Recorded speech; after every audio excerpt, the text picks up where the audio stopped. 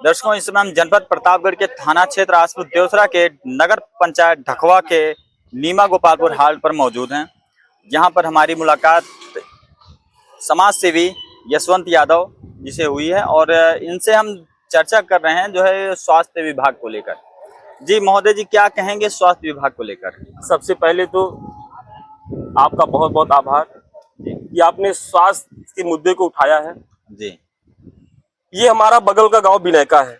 जी, मैं सिर्फ एक गांव की बात आपको बता रहा हूँ। यहाँ कम से कम विगत 1 वर्षों में 1 या 1.5 वर्षों में 15 से 16 पेशेंट ऐसे हैं जिनको कैंसर हुआ, जो कैंसर से पीड़ित हुए जी, और जो कि गरीबी रेखा से भी नीचे आते हैं। आजकल की डेट में कैंसर का इलाज कराना कितना महंगा है।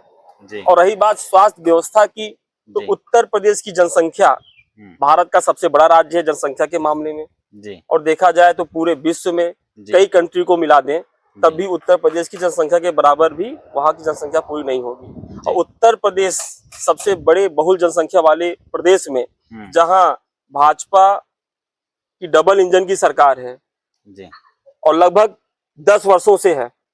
इनका 2 बार का कार्यकाल पूरा होने जा रहा है, केंद्र में भी राज्य में भी। जी, इन्होंने जो है स्वास्थ्य के लिए बहुत ढिढोरा पीटा, लेकिन सच्चाई तो ये है, मैं आपको हकीकत बता रहा हूँ, जमीनी सच्चाई बता रहा हूँ। जी, हमारी रामगंज नगर पंचायत में 12 गांव हैं, ढकवा नगर पंचायत में 12 गांव हैं। उसके अलावा भी देवसरा ब्लॉक से भी, पट्टी से, प्रतापगढ़ से कई लोग हमारे संपर्क में आते हैं जो बीमार हैं, जो परेशान हैं। मैं उन्हें लेके जाता हूँ बीएचयू जैसे बड़े संस्थान में, जहाँ की लोगों की इतनी भीड़ है, जबकि अदर राज्य बिहार से भी वहाँ लोग आते हैं। अब अगर पेशेंट को पेट में दिक्कत है, गरीब आदमी है, डॉक्टर साहब अल्ट्रासाउंड लिख देते हैं, तो अल्ट्रासाउंड की डेट उनको मिलती है 3-4 महीने बाद की, 6 महीने बाद की।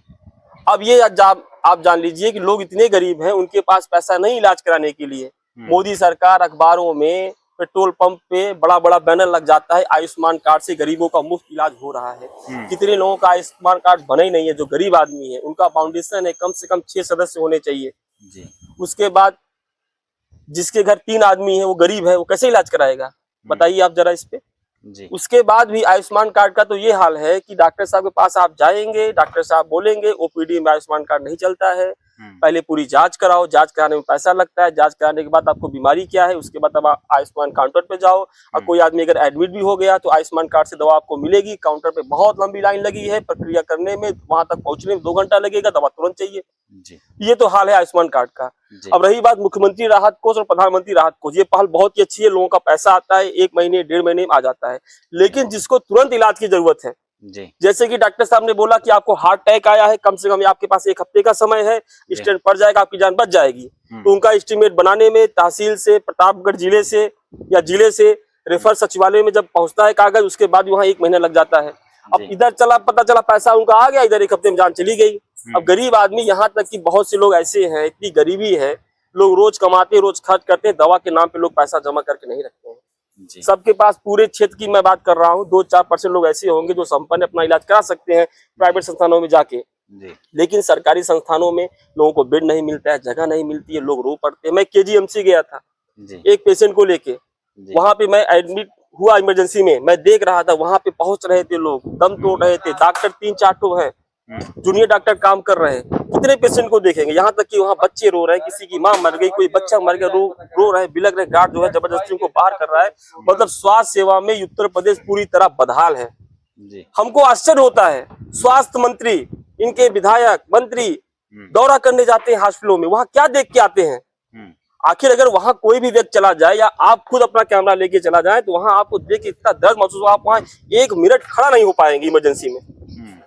उसके बाद उत्तर प्रदेश के लखनऊ में बहुत ही प्रतिष्ठित हॉस्पिटल एसजीपीजीआई, मैं वहां गया, वहां देखा इतनी भीड़, लोगों से मैंने बात किया तो कोई बिहार से आया है, कोई मध्य प्रदेश से आया है, कोई बंबई से आया है। उत्तर प्रदेश का तो आप बात ही मत कीजिए, इतनी वहां भीड़ होती है। इसका मतलब है कि उत्तर प्रदेश में ढंग का एक ही संस्थान है। आखिर कम से कम ऐसे संस्थान उत्तर प्रदेश की जनसंख्या को देखते हुए कम से कम 4-5 होने चाहिए, लेकिन सरकारों का इस पे कोई ध्यान ही नहीं है।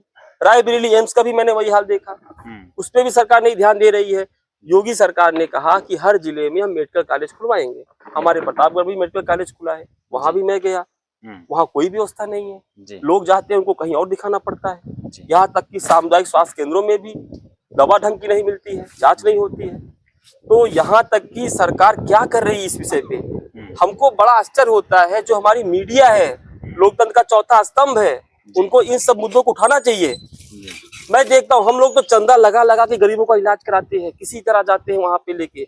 अब पता चला बीएचयू में लेके गए, ऑपरेशन तुरंत होना है, डॉक्टर साहब कहते हैं ऑपरेशन की लंबी डेट लेनी पड़ेगी। वहां जाओ तो ऑपरेशन की डेट 1 साल बाद मिल रही है। लोग प्राइवेट में इलाज कर रही है, समर्थ नहीं, लोग कहाँ जाएंगे, लोग तो दम तोड़ दे रहे हैं। इंसानियत बचाना सबसे बड़ी चीज है, और इस पे योगी मोदी को ध्यान देना चाहिए। 10 वर्ष हो गए ना राज्य में योगी सरकार, केंद्र में मोदी सरकार की, आखिर क्या हो रहा है? इस पे हम चाहेंगे कि सरकार गौर से इस पे अमल करे, चाहे जो सरकार हो, पिछली सरकारें, आने वाली सरकारें, अब की सरकारें, पक्ष विपक्ष को एक होकर इस पे बहुत विशेष ध्यान देने की जरूरत है। जी ठीक है, धन्यवाद। जैसा कि आप लोग देख रहे हैं, जो है कि हमने जो है समाज सेवी, युवा नेता, युवा शिक्षक, ऐसे तमाम इनको नाम दिए गए हैं, और आप लोग बराबर हमारे चैनल पर इनको देखते आ रहे हैं। और आज इनका विषय था स्वास्थ्य विभाग को लेकर। क्या स्वास्थ्य विभाग में यही सच्चाई है या कुछ और? जानने के लिए आगे बने रहें हमारे साथ। और हाँ, अगर आपको इनकी बातें सही लग रही हैं तो उस पर कमेंट करके अपनी राय दें। जल्द हाजिर होते हैं नए खबर के साथ। जय हिंद, जय भारत। धन्यवाद।